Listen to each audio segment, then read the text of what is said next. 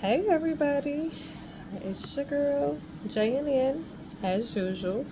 So I did a little bit of cleaning up, organized this lovely cabinet over the stove. Still got a couple more things to get cleared.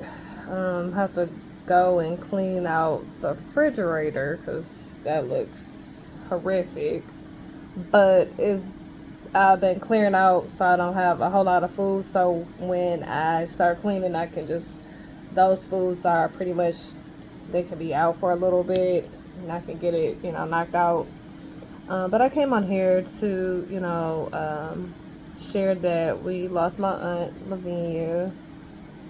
I found out a little bit late, but that was probably one of the aunts that I could say I could go to, talk to her about what's on my mind, if something was bothering me, if it was about a relationship, like that was that auntie that I could like go and like chat with. So they're gonna be honoring her on Saturday.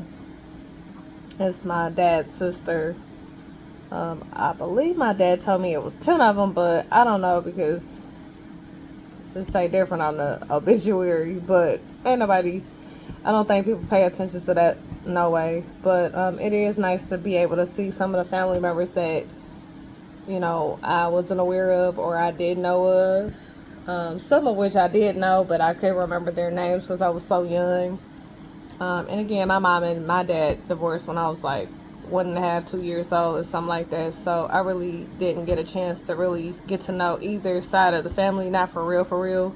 It's been a few years that I decided since I was grown to, go to my mom's family reunion, which was in 2018. And then I went last year, which was nice. Um, and I think they're supposed to have one next year, but I'm not sure. It's out in Arkansas. My dad's side, on the other hand, not really sure. They don't really do family reunions. At least the Cheney side of his family doesn't. Everybody else do, get-togethers, like weddings, stuff like that, and you see like all the family show up then. And I guess that's pretty much the only time that you really see family on my dad's side. Some of which are, I don't know, too good to, too good to be around, I guess, or they a little uppity uppity. I'm just a normal person. I treat everybody the same. If I was, in a different money bracket, that still wouldn't change how I treat people. I still would treat them the same. Like, just because you have a higher income doesn't make you better than the person that doesn't really have an income or trying to work towards having a halfway decent, something that's comfortable for them, and nobody's trying to keep up with those folks that want to be up there in that that realm of life. Um, it's so crazy because I was just listening or looking at this video that I ran across this morning. I woke up kind of random, super early. So I listened to this video. This lady, she had been in her 80s, and she said that this experience happened when she was like in her 20s. And she was saying how she was near death experience where she was out of her body and she, went through all of these different realms of dimensions or whatnot. And so finally she said that like she can go to like, I guess, dimension 17, 16 or 17, like from out of her physical body. Anywho, the question that she asked, like kind of towards the end of her interview, was, kind of asking God, like, what or why, I'll say what my intentions are here on earth. Why am I not reaching these goals that I'm sure everyone before we got here on earth, we had a mission, we had goals that we wanted to accomplish, we wanted to do things, we wanted to, have families, um,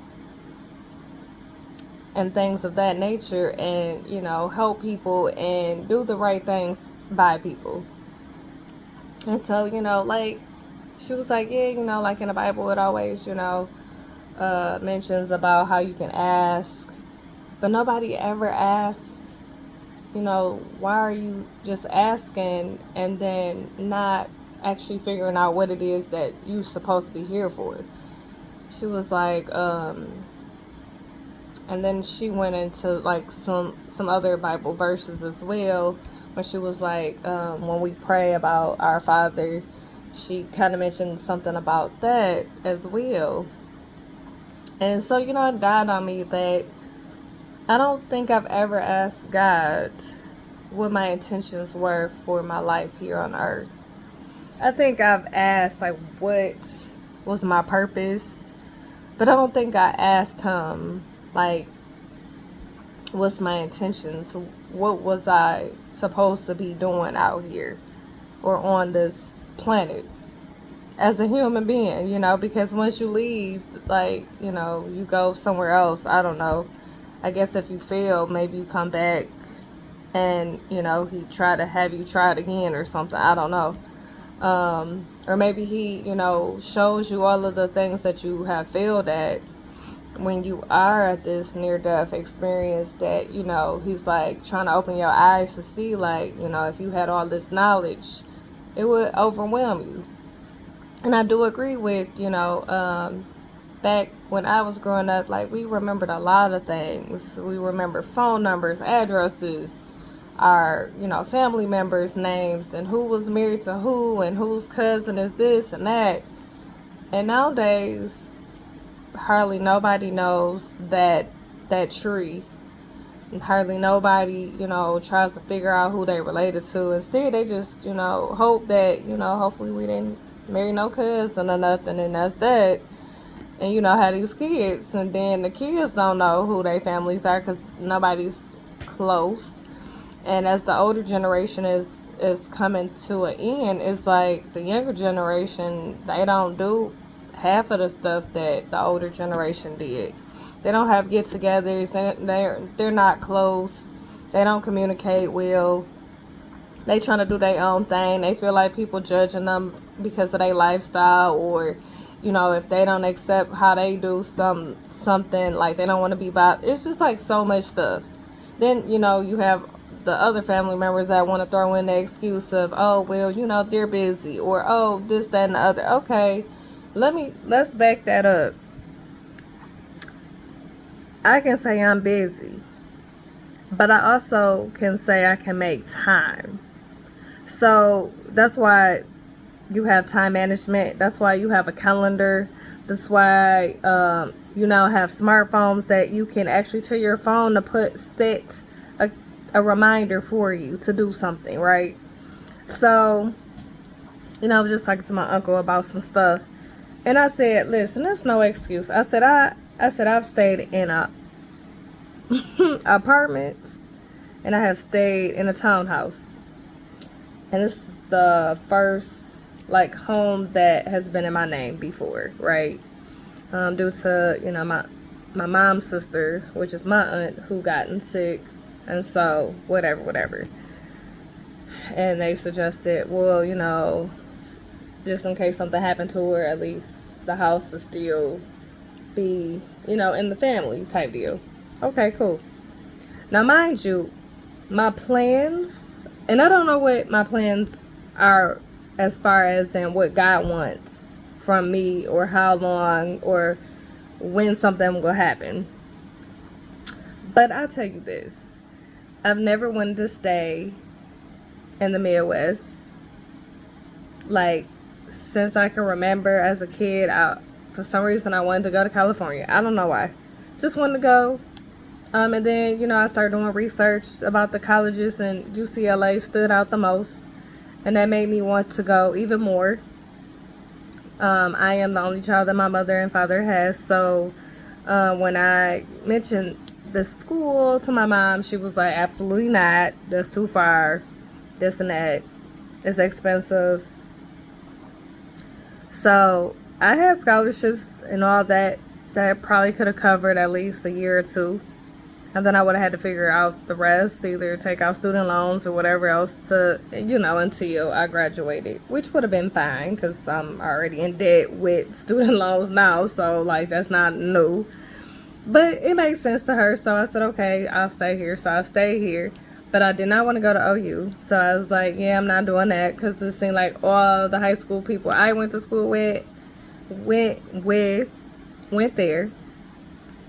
So then I said, you know what? I'll tell you what. I'll just go to U of M. That's fine. Out in Flint. So I went out there, got my degree. Came back some years later, 2016. Moved here. The house was not in my name. It was still in my aunt's name.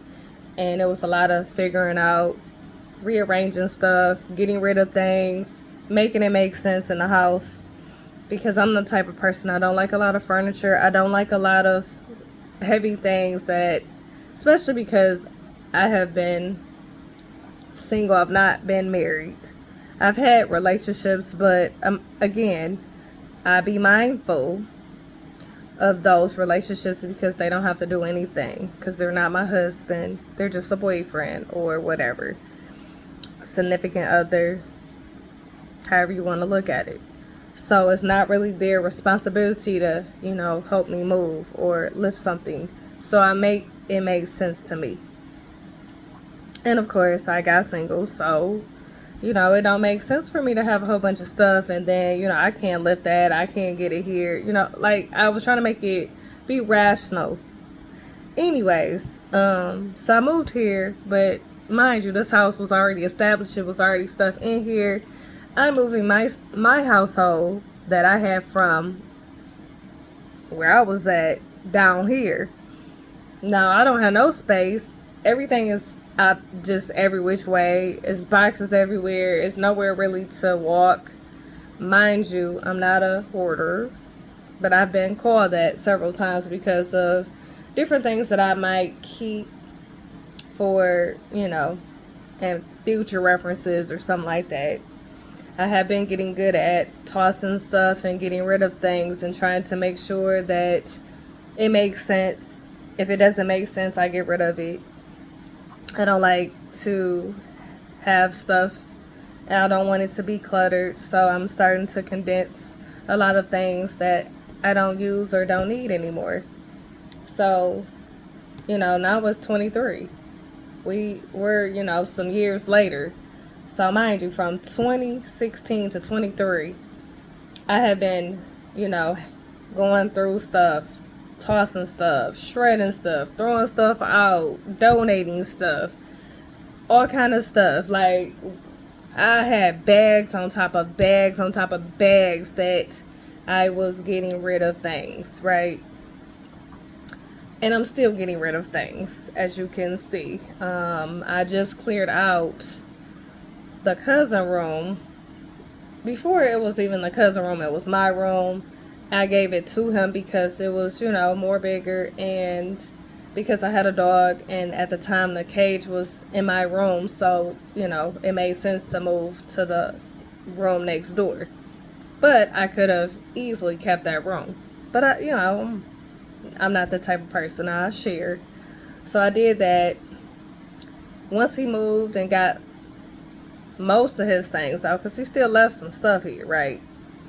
Which I just, called my uncle and, was telling him about something else. And then I was like, yeah, but he still leave all his stuff here and don't even bother to respond or say anything. But here go the excuse. Oh, well, he busy. He work a lot.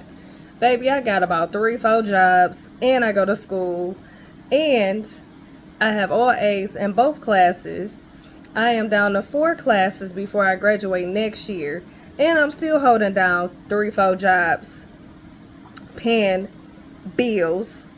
I was already paying bills, but since people couldn't see that I was paying bills, I said, okay, no worries. I'll just take over, because I was been trying to do that way before, because it seemed like every time there was always an issue with the bill.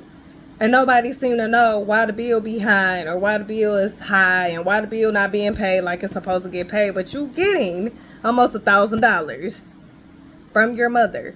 But that's a whole nother story. We ain't gonna get into that. The point is, I was still contributing to this household. I paid on the mortgage because it had got backed up in payments because the lovely cousin that was supposed to be responsible wasn't making payments, so it got behind. They sent the notice saying if the house note wasn't caught up by such and such date, they was gonna toss us and this and that. I called my mom like, what's going on with this? And da da da. She like, I don't know. He was supposed to be doing that. Da da da. I'm like, yeah, well, it's not happening. They sending out letters saying that if we don't get this caught up. And at the time, me and my ex were dating, and I told him about it. And so then he started helping me out with that, and then I started putting what I could as well towards the bill of the mortgage, which we got it caught up. Now, mind you, if I wasn't paying any bills at this house or anything towards a bill, the house would have went into probably foreclosure. I would have got put out along with everybody else. So mind you, I'm like, what's happening? What we doing? So yeah. So now fast forward. I have started to, clear out things and trying to get things in order and situated. I have the garage scheduled to get knocked down. And so I will be putting a gazebo back there with, the lines, chairs and stuff like that to go with it, the table and things like that. And I'm still working on trying to find porch chairs to like make it make sense in the front. I still got to get the doors, together. Because the first door that we got, and it was a little bit too tall, so we had to take it back. And so more than likely I probably have to get it custom made. And so that's that. But it's just like the things like all of this happening, you say they're busy. Mind you, my aunt just passed away. So guess what? I had something going on tomorrow. So I'm not gonna make it, there on time, but I'm gonna be there. I may have to sit in the back or something like that, but I will be at the funeral. It just to me, I just feel like people have all these excuses about why they cannot do something. But then at the same time, do you really ask God what your intentions are with people, with yourself, with what you are here for? Because I feel like you may know, but you don't want to listen or hear what anybody has to say. So then it's like, at the end of the day, you like, busy. Don't even use that word around me, because I can tell you what busy looks like. My calendar will show you what busy looks like. And I don't even have everything in my calendar, okay? Like, I used to have my schoolwork for tests, when assignments were due, when I had appointments, when I was supposed to be going to lab, when I had my work schedule, when I had other events that was going on in the midst of everything that was going on in my life. And then, to have, I'm busy. No, you're not busy. You just don't want to be bothered. And you don't want nobody else to be, around you, because you think that because you got your job and it done increased in income, and you think because you got this lady and you done got married or whatever the hell you call yourself doing. Like, nobody cares about that. I don't even care about that. Just like you don't care about my life and what I got going on, I don't care about that. Your life and what you got going on either. But be respectable and be mindful of other people's feelings. The same way, like, I can apologize, I can tell you I'm sorry, or I can apologize and be genuine about it. But see, he's not genuine about it, because he can't even apologize. He can't even, talk to me after the event happened. Now, you want to talk about, I stopped talking to you because of this lady. No, sir, I did not. You stopped talking to me after you got into it with me, because you knew you was wrong. And when I told your ass you was wrong, you didn't want to take that. You didn't want to take the fact that you were wrong. And you were. And I still, even if I was wrong, I still apologize. I still was a woman enough to tell you I was sorry about my situation. If you felt like I was in the wrong place, or if I overstepped my boundaries. But what you're not gonna do is you're not gonna make it seem like one-sided, where you trying to tell everybody, well, that's what happened and this and that. No, sir, no. First of all, you couldn't even communicate with me about what your work schedule was. You knew what my work schedule was consistently, especially for my day job. Now, my night job was different because I could be 3-4 days back to back on nights. Then it could be random, where I might be 2 days in a week, and then the following week nothing going on, and then 2-3 weeks later I'm back to back on shifts. And mind you, I'm doing school and everything else, but you can't even communicate your work schedule. You have one job over here, now you got 2 jobs over there, wherever you are. And I don't care where you are, I really don't.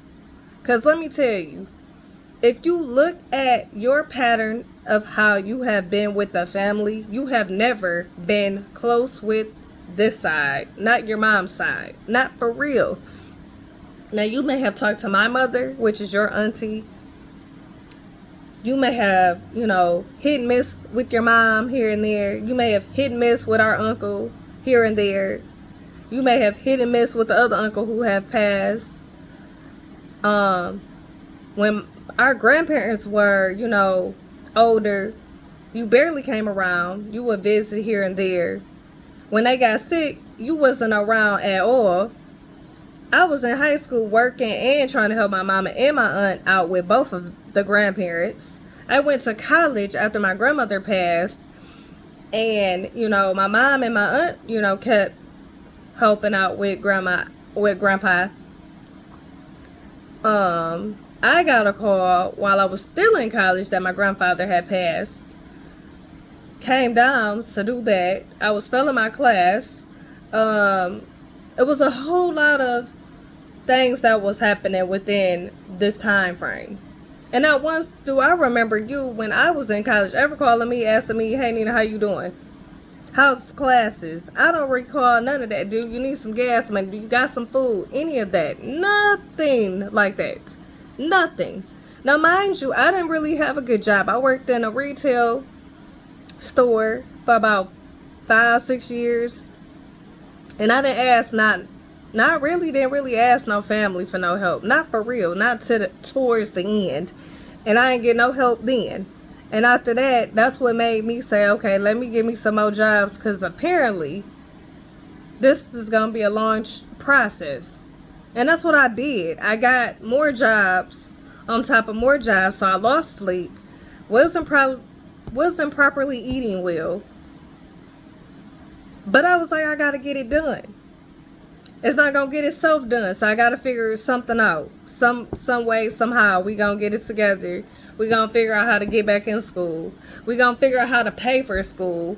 We going to still figure out how to do everything that I've been doing since I was 18.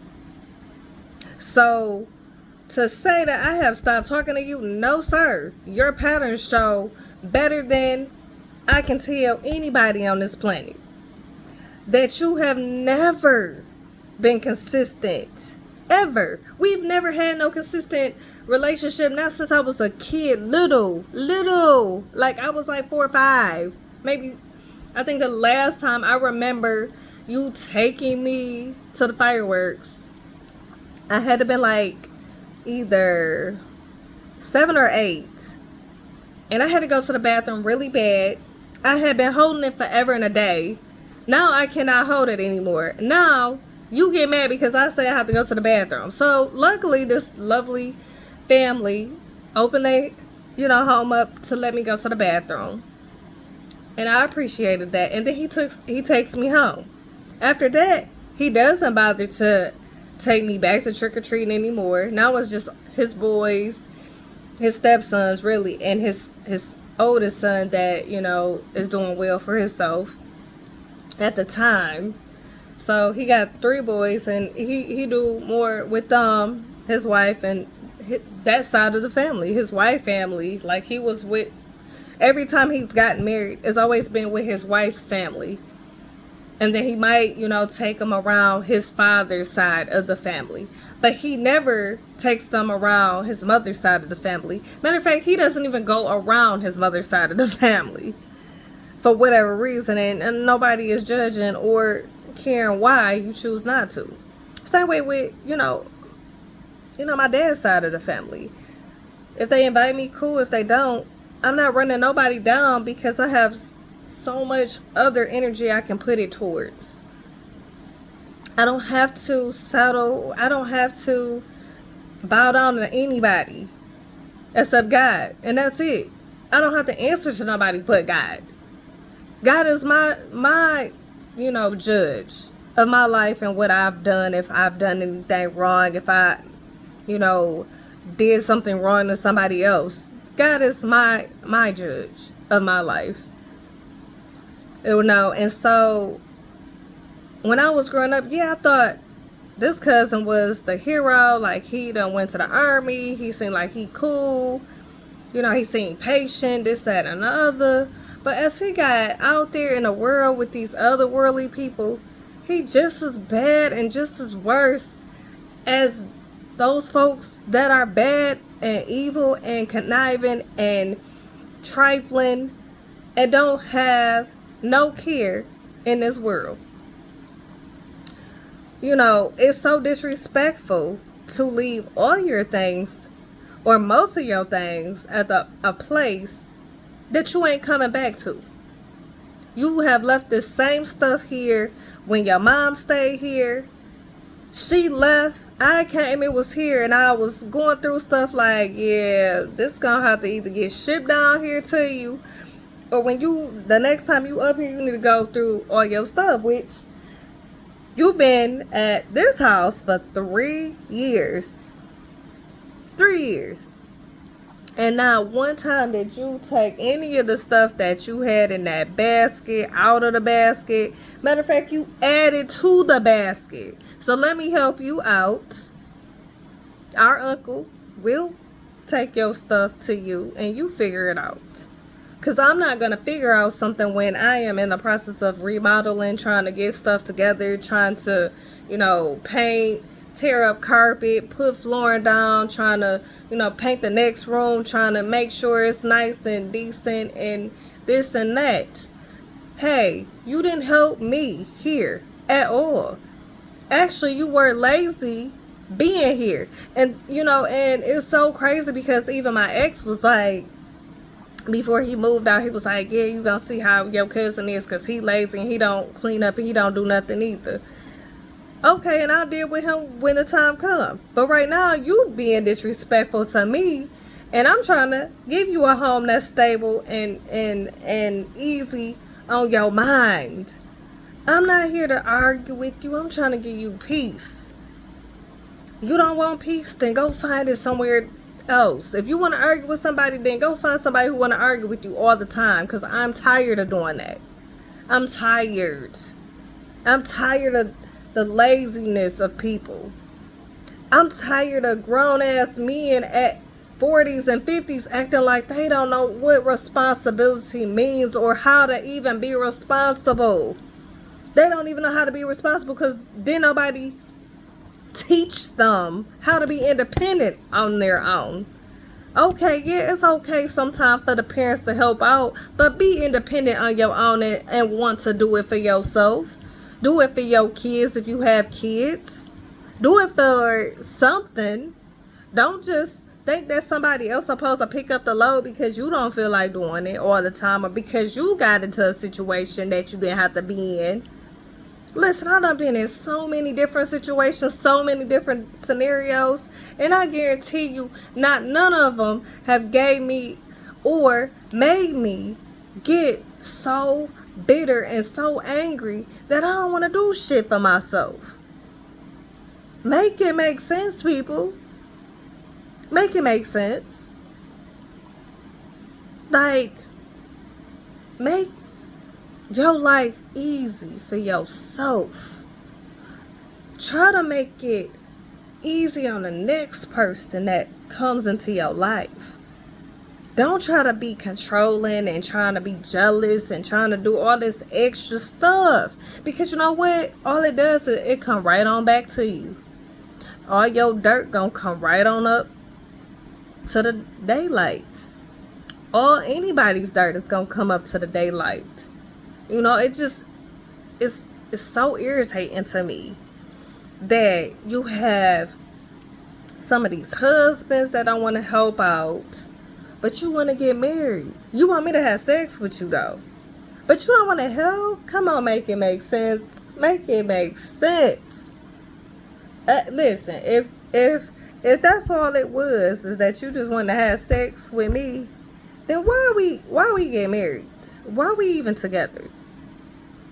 If the only time you really want to talk to me is when you chilling in your space, what we doing? Why we talking?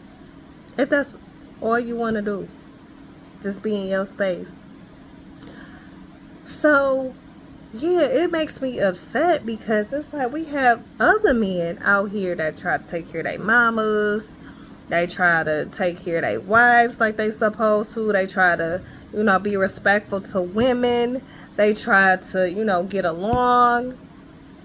They try to work together. But see, that's again the issue, is that black people, I'ma just say it, black people don't know how to stick together, and they get jealous and they get mad and they do this and that and they get up in their heads because they making and feeling some type of way. But guess what?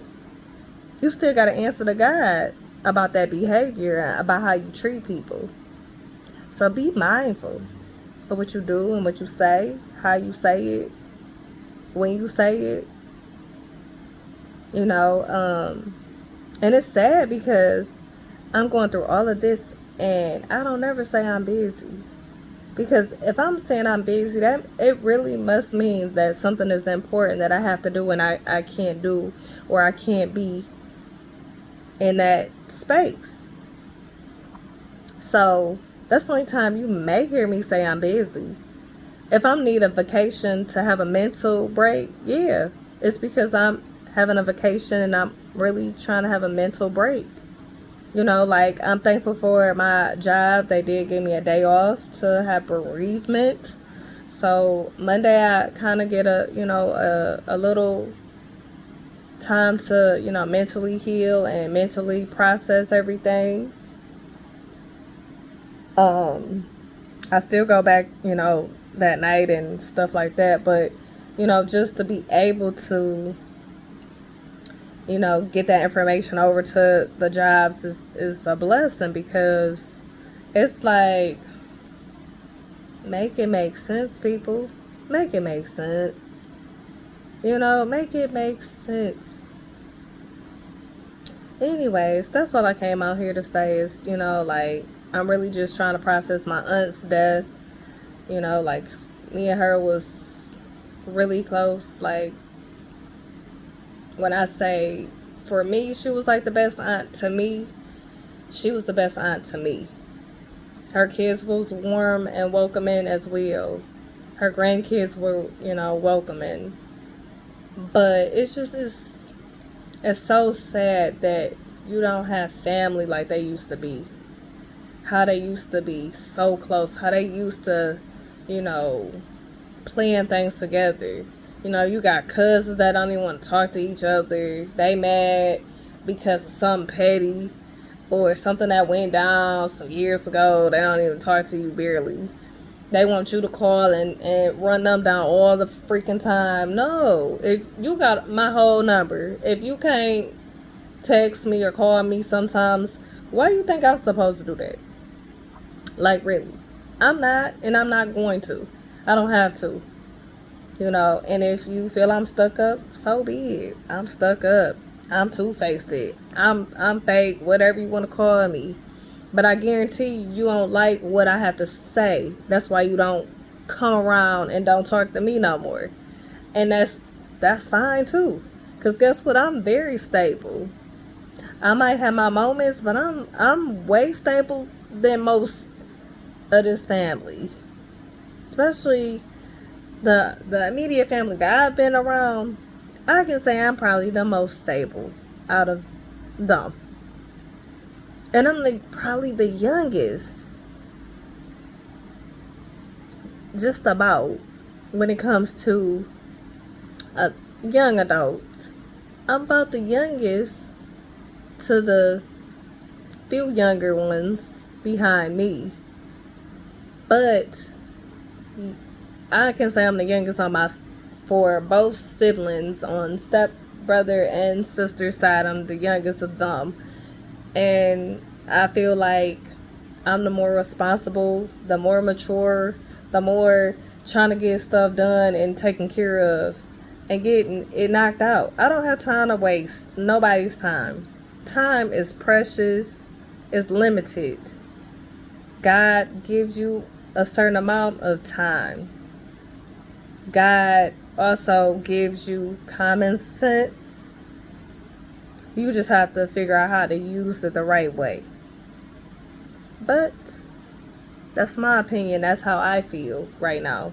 Is that, don't be fake and try to tell that BS story to other people about how I stopped talking to you. No, I was still talking to you, and you pretty much treated me like a whole stranger. Wouldn't speak, didn't speak, stayed in the same house as me, and you refused to say anything to me all the way up until you left. And you still didn't even say nothing even after you left. Still didn't respond to any of my messages that I had sent over to you. And it was pointless to even give you a call for you to send it to voicemail. And even, this is even more crazy. You don't even answer your calls for your auntie, but you will answer your calls for your uncle. But yet and still, you talked about him like a dog. Try to say that he was getting all in your business and this and that. But guess what? It's so funny. You talking to him like you ain't said nothing about him, ain't said nothing bad about him. So I wonder, how do you sleep at night? Because it seems like you got a lot of crap on you. A lot of load. That's why you working 2 jobs. That's why you mad because you not getting as much money that you thought you was going to be wasting up doing extra shit with. And guess what? I don't get extra money. I don't get the privilege like you did. Had extra money from, the checks. So if you short on your bill, you can just dab into that if the other bills is all caught up. I don't get that privilege, baby. I pay my bills. That's why I work. That's why I manage my funds. That's why I'm on a budget. Yeah, I might have not bought a whole lot of groceries, but a lot of times when I was buying groceries, wasn't nobody replacing the groceries I was buying. Then when I stopped buying the groceries, and when the ex stopped buying the groceries, then you start buying groceries, but you was buying stuff for you. When I and my boyfriend or ex-boyfriend was buying groceries, we was buying it for the household. We wasn't buying it just for ourselves. We was making sure everybody liked something that we had at the house so that everybody could enjoy it. Not, oh, I'm just buying it for myself. I'm just going to cook for myself. Okay, well, you cook for yourself just like I'm going to cook for myself, like I've been doing. Like, that ain't nothing new. You think that was new? I've been doing this since 18, sir. Damn, you damn near halfway 60, and you still acting like a whole damn kid. But that's a whole nother story for a whole nother day. I just, really just find it hilarious that people will act one way and do something different another way with somebody else. And you will be cool with him for how long? And then he make you mad, then you ain't gonna talk to nobody. And don't nobody care if you don't. Just make sure that your new wife or your girlfriend or whoever you got going on, make sure they can take care of you. Make sure that they love on you like you want to be loved on. Make sure that they in it for love and for you and for what y'all gonna build together. Don't make it about them or about you. Make it about y'all, both of you, all together. If y'all growing together, then you need to make sure it's together, and it gotta make sense to you. It don't have to make sense to nobody else, but it has to make sense to you. If it don't make sense to you, then what you doing? If you don't know what you doing, then nobody else gonna know except God and you. And I hope that you have many conversations with God about you, about how you feel, about your decision making, about what you plan on doing for the next 20, 30 years, if God allows it. The same way that I do for my life and for other people that's in it. I pray that everybody is safe, that everybody is loved how they're supposed to be loved.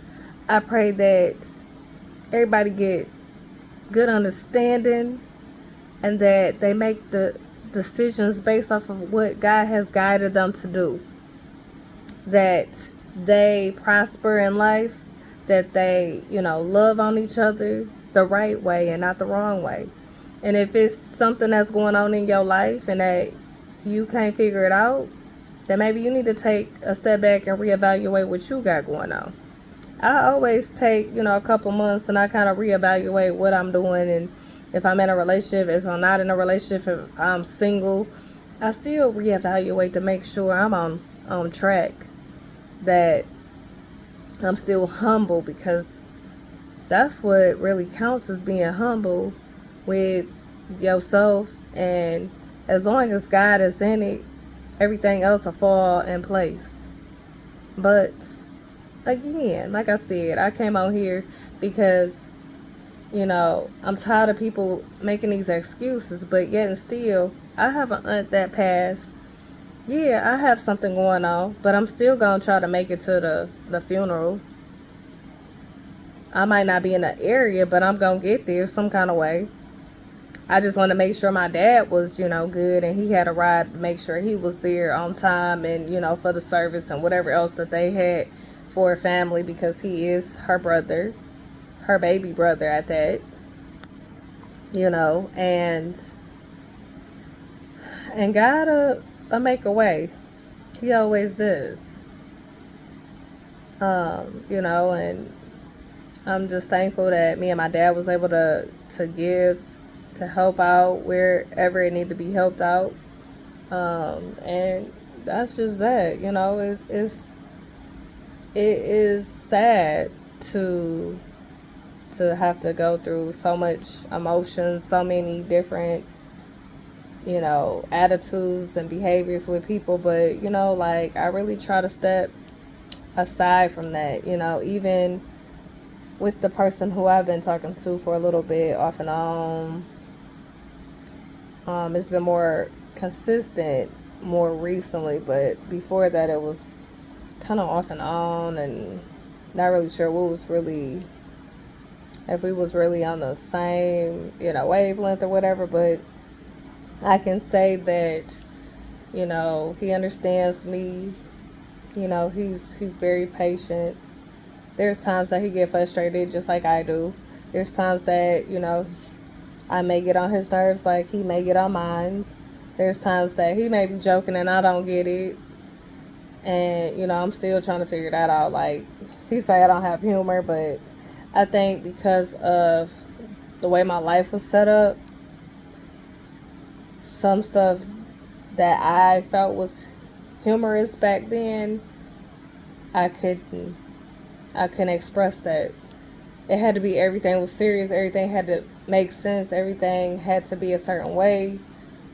And so as I'm trying to, break away from these ties and some of these upbringings that happen, it's hard. It's a challenge. Every day is a challenge, because every day you think, I'm not going to do that, but then you end up doing it, and, you get a setback. And, I probably was the kid that always laughed about everything. some stuff that probably shouldn't have been funny, I probably was laughing at it. You know what I'm saying? I was that kid that I would say something funny and had everybody cracking up. I was that kid that, at the end of the day, as long as I made everybody else happy, I was cool. I didn't really worry too much about myself because I would just talk to God, and I would find that happiness within Him, whether it was reading the Bible, whether it was just talking to Him before I went to sleep, whether it was just me having my own inner self-talk to myself about the plans and things that I needed to get done and how they were going to get done. And I mean, I really, I walk with God a lot of times. Most times I was always feeling like I was alone, always felt like I was never going to really find someone or be, in a nice situation. Instead, it just, I don't know. I think I made bad decisions because I would put myself into the situation, and then that person would be like really mean to me and just treating me wrong. Then when I did get somebody who was really nice to me, it scared me because I was not used to that. I was used to this dysfunction, this unhealthy relationship, the relationship that just, wow, what? Then, let's see, 2019 happened, and then I meet the ex, and he was treating me nice, he was treating me well. It was like really, just beautiful. Like, we had beautiful conversations, we talked, we chatted.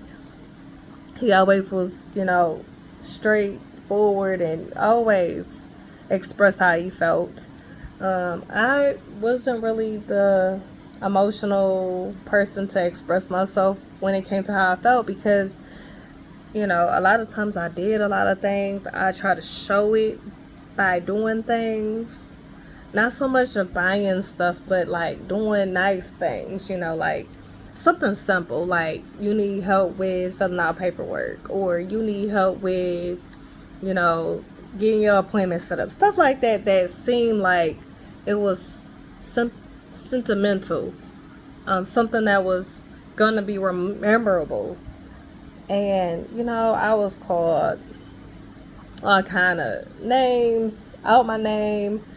I wasn't nothing. I didn't do nothing. I didn't help them do nothing. It was just like so bad. Like, it just was like, and the more that they tried to like tear my self-esteem down, it was just like, I don't know, it was like God protected me, because I had already went through this, in my early 20s. And then, to find a decent man that was so nice and on the same page, and we was, everything was going well, and then I don't know what happened. And it was just like, one day, it almost seemed like he didn't want to be with me. Like, he kind of resented some things that had happened in the beginning part of our relationship that, kind of set us back in the beginning. And we was still freshly new then. Like, we wasn't really like no years then. Like, we was like a couple months of talking maybe or something like that. And it was so much that happened with that to realize that this man is never going to ask me to marry him. I'm never going to be his wife. He don't even buy me flowers. And it didn't dawn on me, like, every once in a while I would like a flower. It don't have to be roses. It could just be a regular flower. You could pick the flower from outside. It could be a dandelion for all I care. But it was just like, I had to, reevaluate that. I'm like, I think I deserve to have a flower or some flowers once in a while. It don't have to be like every day. But, it was just like little stuff like that I was just like, wow. I don't know how much more I can prove that I'm a good woman, that I'm doing everything I can possibly do. So then, I was like, fine, whatever. Maybe I just need to be single. Or maybe we need to take a little break or something like that. And I think, he ended up calling me maybe a week before my godmother passed and told me that we were breaking up, or that he no longer wanted to be in a relationship, that he wasn't taking a break and this and that. And so that like really hurt my feelings, because I was just like, maybe, like a couple of weeks. I'm not saying like we about to be on a break for like months. And when that happened, it was just like my whole life changed. Literally changed just like that. Then, I tried to um I tried to date a little bit, meet people. That was just epic feels. Then I thought I had kind of came back to somebody who I thought was going to be my husband, and that was epic feel. And then it was like I finally, stumbled upon this ex guy of mine, and I'm like, Mr. Man, this was my guy. This was like the jokester, everything. And then I don't know what happened. Something changed, and he just started like going off on me and cussing me out, and it was just like real bad. It got real negative. It was like the high was so up here that by the time it came down, it came crashing so fast, and like everything was just like boom, boom, boom, boom, boom, like a domino effect or something. And I was like, wow. And then we separated, and I'm like, we just need to get ourselves together, because we're not together. I was like, and I can't keep doing this with you. I'm trying to go to school. I'm trying to get in the PA school. I'm trying to do a lot of things in a short amount of time. And then, he had a car crash, passed away early this year in January. And that was devastating. And then, all the stresses that came with that. And the guy he stayed with, he wouldn't even let me go pack his stuff up to donate, because his family had asked me to, go pack his things up. He wouldn't even let me go over there. So I said, fine. Like, I gave him the police report. He said he was waiting on the next of kin and this, that. And so after that, you said, okay. Then later he, called, I think the aunt called him, and, that's when he was like, well, the house is getting sold and this and that. And, you have to get another report from like the courthouse or something just to get his stuff. And I'm like, it ain't even that serious. If you want it, you take care of it. You know what you want to do with it, fine. Keep it. Let you know off rip that I was never after this man's money. All I did and tried to do was help him get on track with himself. Help him try to, rebuild his relationship with his daughter. Help him try to, reach out to family and try to, get to know the family. And, he didn't want to do none of that stuff. So here we are 6 months later. And, I'm about to, see my aunt get buried, or, go to a service about my aunt that was a character, comedian, literally, to me. She was my comedian. She was my person that I could talk to about, like I said, about everything, anything, really. And she didn't judge me. And I think that's where I get that character from, is that I don't judge people, their situation, what they do, how they do it, how they move. Because I move differently from anybody. I know I move differently because I know that God is around me, and He protects me, and He makes me move in a different way than other people can ever understand. And I can't explain that movement. Only me and God have that relationship and can know that that's what it is. And, at the end of the day, I'm still married to God until, my knight in shining armor decide to swoop me up. I'm 36 years old, and, I've been on this journey of trying to get into PA school for a while now. I actually got an email from Franklin Pearson, Arizona campus that possibly may give me an interview. So my fingers are crossed that, I at least get an interview. And go from there, really, because I really did change my personal statement. I really did, work on trying to make it sound authentic and real without it sounding like I feel sorry for this girl. So I'm hoping that they take that into consideration, all of the things that I've accomplished, have done, and, and just give me a chance to at least have an interview. If I don't have an interview, that's fine. I still have next year. It's not the end of the world. I told my mom about it, and she was like, don't get excited. And I was like, I'm not. I said last year I was all excited that I was going to go to Penn State, and that was a no. I did my secondary application, and then later on I got word that I was not someone that they chose for a spot. So, after that, and then what was it, last year, I missed the opportunity with Wake Forest University because I didn't get my GRE results. And it was so many stumbling blocks and a lot of tears. And so this time I really was trying to be mindful of the applications and the schools that I was applying to. And I just was like, all I can do is keep trying, and hopefully I can get in. If I don't get in this year, it's not the end of the world.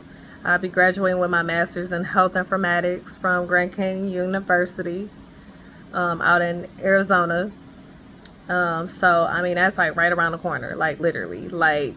This year is halfway done. I've been in classes since January, so I have not had a break, not for real. And I'm just hoping that I can keep the momentum and keep going and not give up on myself, because I'm really trying to do this for my parents, to show I accomplished this. I did this for not just myself, but for both of you guys and gals, for cousins that, are trying to see if it can be possible. And I didn't have the best of, finances when I started. I really didn't have much of any finance, but, I thank God for what has been given to me, what I've been able to accomplish, what I've been able to get, what God has blessed me with. I kid you not, God would put a check in the mailbox and I don't even know it's coming. I just be thankful that God doesn't forget about me. Make sure that, the bills are covered. Make sure I have food in the house. Make sure that if I don't have food in the house, that I still get fed. And I'm thankful for that.